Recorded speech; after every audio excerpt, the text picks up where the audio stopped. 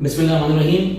Today we are going to discuss one of the most important topic of first year chemistry, chapter number 6, law of mass action. ठीक है, तो हम लोग study करेंगे यहाँ पर इसके स्टेटमेंट की, एग्जाम्पल की और डेरिवेशन और expression for equilibrium constant Kc and Kp. तो now we are going to start law of mass action introduction.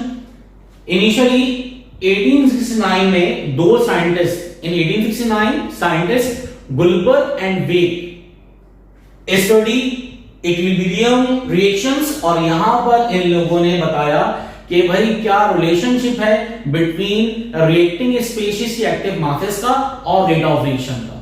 ठीक है, तो ये स्टेटमेंट किस पे एप्लीकेबल है? उन तमाम इक्वेशंस के ऊपर जो कि इक्विलिब्रियम में होंगी. तो सबसे पहले यहां पर statement the rate at which a substance react is directly proportional to its active mass and the rate of reaction is directly proportional to the product of मतलब multiplication, product कहते हैं multiplication को, of the active masses of reacting substances. For example, इस हमारे पास statement के दो part हैं. एक ऐसा केमिकल रिएक्शन जिसके अंदर एक रिएक्टेंट हो. फॉर एग्जांपल हमारे पास A converted into product, coefficient ले लिया हमने स्मॉल है. According to law of mass action rate of reaction, according law of mass action rate of reaction is directly proportional to the active mass of only one substance that is A. तो active mass of ए ऊपर आ गया coefficient. तो ये first part हो गया इसका. Second part क्या है? अगर हमारे पास फॉर एग्जांपल फर्स्ट कर लिया कि दो रिएक्टेंट हैं that is A plus B, ये दोनों रिएक्ट करके फॉर्मेशन कर रहे हैं किसकी? Product. Small a is a coefficient of reactant A and small b is a coefficient of reactant B. अब according to law of mass action rate of reaction is directly proportional to the product of, product कहते हैं multiplication को, product of active masses of reacting substances. इसमें एक से ज्यादा reactant हैं. अगर एक से ज्यादा रिएक्टेंट होंगे तो दोनों सब्सटेंसेस की, दोनों रिएक्टेंट की एक्टिव मासेस को क्या कर देंगे? मल्टीप्लाई, दोनों का लेंगे प्रोडक्ट. तो जस्ट यहां पर स्टेटमेंट क्लियर होना चाहिए आप लोगों को. Rate at which substance react is directly proportional to the active mass of only one reactant. और अगर रिएक्टेंट एक से ज्यादा हो तो rate of reaction is directly proportional to the product of active masses of reacting substances. तो यहां पर हमारा स्टेटमेंट एंड हो गया. अब हम फर्स्ट कर लेते हैं एक केमिकल इक्वेशन. ठीक है, एक बकायदा proper chemical equation. A reacts with B to form C and D. Capital A and capital B are reactant. Capital C and capital D are product. Small a and small b are coefficient of reactant. Small c and small d are coefficient of product. तो यहां पर हम इसको आगे बढ़ाते हैं. तो हमारे पास एग्जांपल में हमने एक रिएक्शन फर्स्ट किया. Consider reversible reaction in which A reacts with B to form C and D. अगर हम किसी भी सब्सटेंस को स्क्वायर ब्रैकेट में लिख दें तो ये बन गया active mass of A. Active mass of A. Same method is B. Active mass of B. C. Active mass of C. Product. D. Active mass of D. तो यहां पर हमने कन्वर्ट कर लिया कि जो रिएक्टिंग सब्सटेंसेस थे A और B और C और D जो प्रोडक्ट बन रहे हैं उसके एक्टिव मासेस के अंदर. ठीक है, तो according to rate of reaction या law of mass action rate of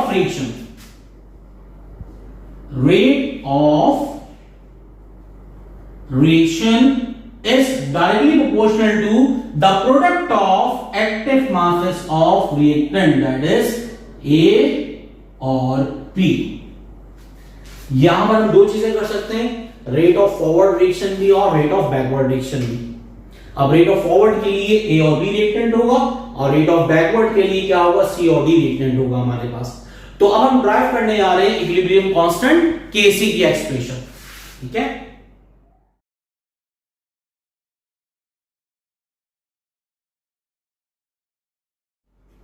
Now we are going to start derivation for the expression of equilibrium constant, that is Kc। तो हम Kc की डेरिवेशन मतलब एक्सप्रेशन करने से पहले एक जनरल रिएक्शन फोर्स करते हैं। A reacts with B to form C and D. It is a reversible chemical reaction. Capital A and capital B are reactant, capital C and capital D are product. Small a and small b are coefficient of reactants. Small c and small d are coefficient of product. अब यहां पर ये एक reversible chemical reaction है, इसमें एक forward reaction भी हो रहा है हमारे पास और एक क्या हो रहा है, backward chemical reaction. According to law of mass action, according to law of mass action हम क्या जानते हैं, rate of reaction is directly proportional to the product of active masses of reactants। ये हम लोगों ने अभी इस स्टेटमेंट में पढ़ा है। इसके बाद हम देखते हैं इस पर फॉरवर्ड रिएक्शन अप्लाई करें according law of mass action for forward reaction. For forward reaction हमारे पास रिएक्टेंट क्या होंगे, A and B. For forward reaction, rate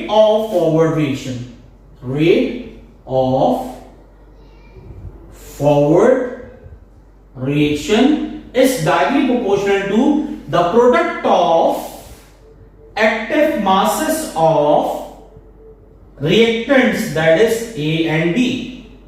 अब रेट ऑफ फॉरवर्ड रिएक्शन को हम शॉर्ट फॉर्म में RF से शुरू करते हैं। RF का मतलब रेट ऑफ फॉरवर्ड रिएक्शन। जब साइन ऑफ प्रोपोर्शनलिटी हटाएंगे तो एक इक्वल और एक कांस्टेंट, तो KF आ गया। KF का मतलब constant for forward reaction. Same as it is A and B, यहां पर एज इट आ जाएंगे हमारे पास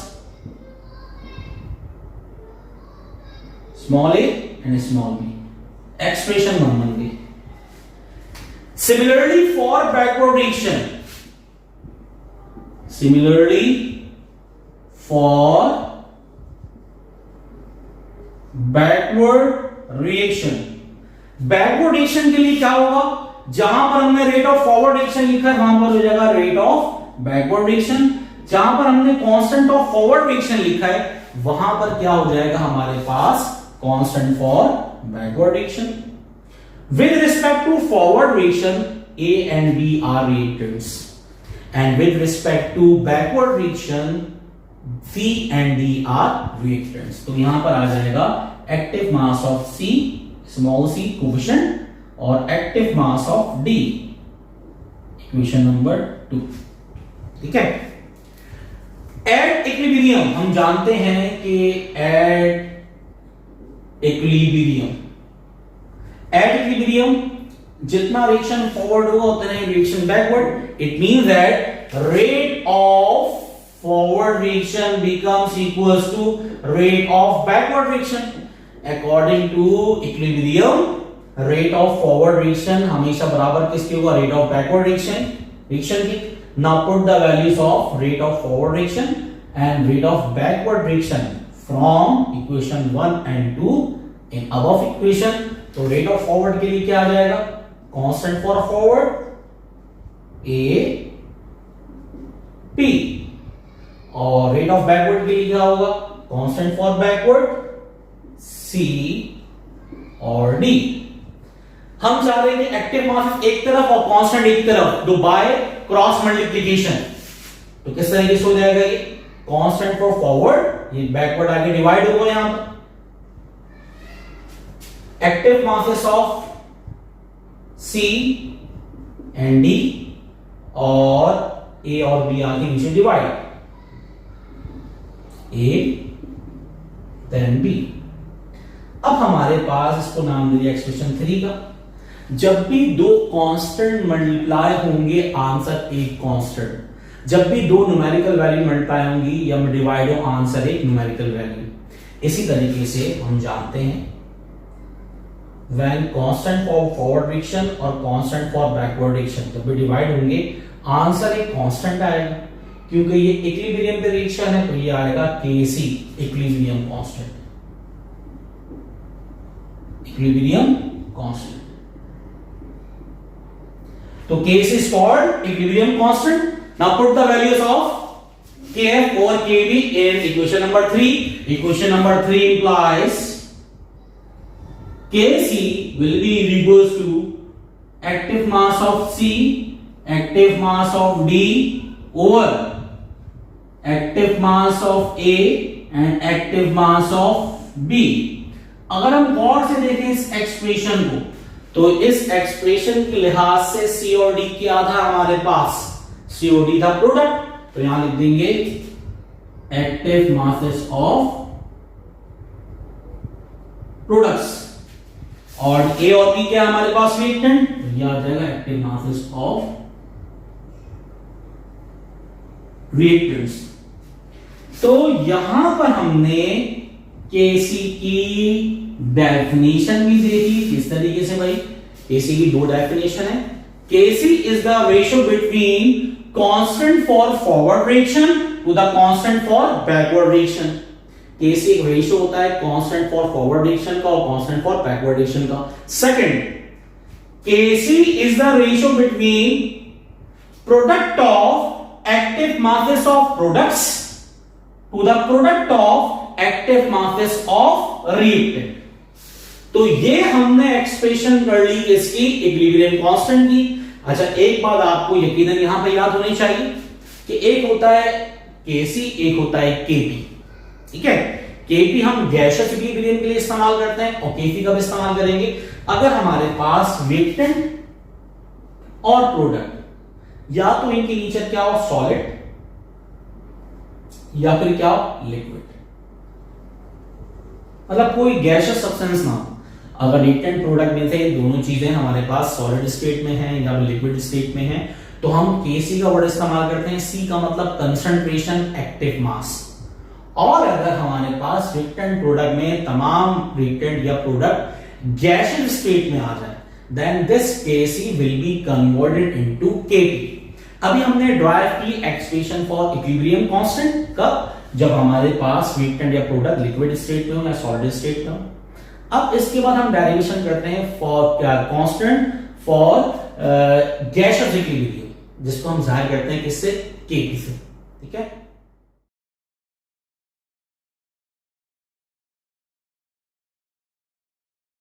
Now we are going to derive expression for the equilibrium constant for gaseous system, जिसको हम जाहिर करते हैं Kp से, ठीक है। P का मतलब क्या होता है, पार्शियल प्रेशर। अब होता क्या है कि गिवन टेम्परेचर पर जो हमारे पास गैसेस हैं उनके जो एक्टिव मासेस हैं वो पार्शियल प्रेशर के डायरेक्टली प्रोपोर्शनल है। किस तरीके से, फॉर एग्जांपल फर्स्ट करते हैं जनरल गैस इक्वेशन। हम जानते हैं जनरल गैस इक्वेशन क्या आती है हमारे पास, PV इक्वल्स टू nRT। अब हम ऐसा करते हैं P में रखेंगे V जाके divide N over V RT। जब साइन ऑफ प्रोपोर्शनलिटी हटाते हैं तो एक इक्वल और एक कांस्टेंट आता है। इसका मतलब ये दोनों एक दूसरे को रिप्लेस कर सकते हैं। साइन ऑफ प्रोपोर्शनलिटी कब रिप्लेस करेगा सब्सटेंस को, जब इक्वल और कांस्टेंट को हटाएं, और इक्वल कांस्टेंट कब लगाएंगे, जब साइन ऑफ प्रोपोर्शनलिटी हटाएं। इसका मतलब यहां पर एक इक्वल आ गया हमारे पास, एक क्या इक्वल, R और T क्या हो, constant. R is general gas constant और T at given temperature, fixed temperature, particular temperature constant. जब इक्वल और कांस्टेंट हटाएंगे तो क्या होगा, P is directly proportional to N over V। N over V हम जानते हैं क्या चीज है, number of moles of solute dissolved per litre of solvent, concentration, या सिंपल हमारे पास एक्टिव मास। तो P is partial pressure, partial pressure is directly proportional to active mass of substance, ठीक है। तो प्रेशर जो होगा, पार्शियल प्रेशर किसी भी गैस के लिए, किसी भी सिंगल गैस की बात करेंगे तो पार्शियल प्रेशर होगा, और अगर पूरे मिक्सचर की बात कर लेंगे तो टोटल प्रेशर होगा। तो partial pressure is directly proportional to the active mass of any particular gas. अब देखते हैं बाकायदा इसको आगे बढ़ाते हैं।